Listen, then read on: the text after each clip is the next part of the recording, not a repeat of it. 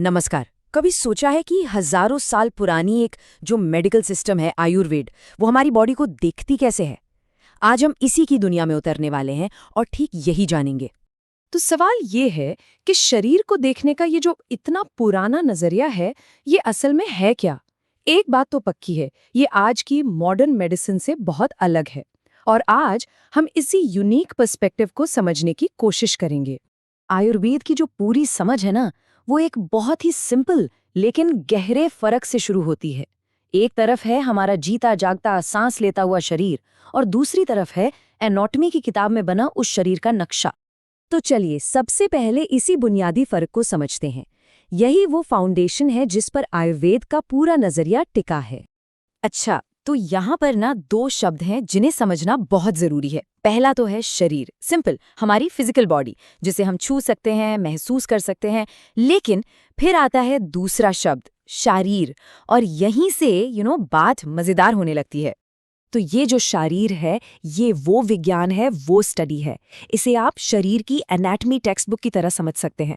मतलब उस जीते जागते शरीर का एक सिस्टमैटिक लिखा हुआ ज्ञान। ये सिर्फ शरीर नहीं है, बल्कि शरीर का ज्ञान है।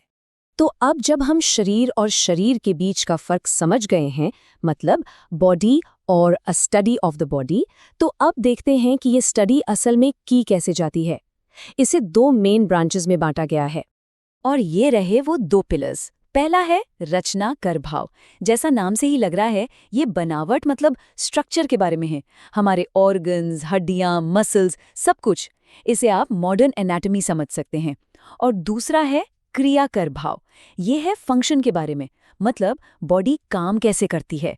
इसमें वो सारी चीजें आ जाती हैं जिनके बारे में हम आयुर्वेद में सुनते हैं। दोष, धातु, मल, ये सारे कॉन्सेप्ट्स। लेकिन इस सबका मकसद क्या है? आखिर एनाटॉमी को इतनी गहराई से क्यों पढ़ा जाए? आयुर्वेद में इस अल्टीमेट गोल को प्रयोजन कहते हैं, और ये सिर्फ किताबी ज्ञान से कहीं बढ़कर है। और यही सबसे जरूरी बात सामने आती है। आयुर्वेद में शरीर का अध्ययन सिर्फ जानकारी के लिए नहीं है।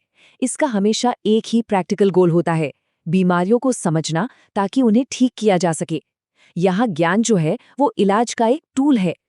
ये जो ज्ञान है ना, ये हमें इलाज के लिए एक बिल्कुल साफ सुथरा रोड मैप देता है। ये एक डिटेक्टिव के काम जैसा है। सबसे पहले बीमारी की जड़, मतलब कारण का पता लगाया जाता है। फिर उसके सुराग यानी लक्षण देखे जाते हैं, और आखिर में सही समाधान यानी चिकित्सा लागू की जाती है।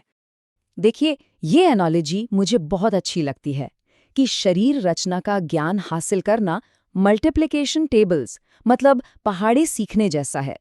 कोई भी उन्हें सिर्फ जानने के लिए नहीं सीखता, है ना? हम उन्हें सीखते हैं ताकि आगे चलकर बड़ी प्रॉब्लम सॉल्व कर सकें।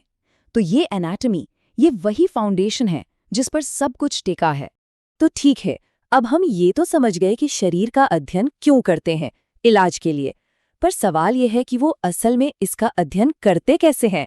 आयुर्वेद के पास शरीर को हिस्सों में बांटकर देखने का एक बहुत ही क्लियर और प्रैक्टिकल तरीका है।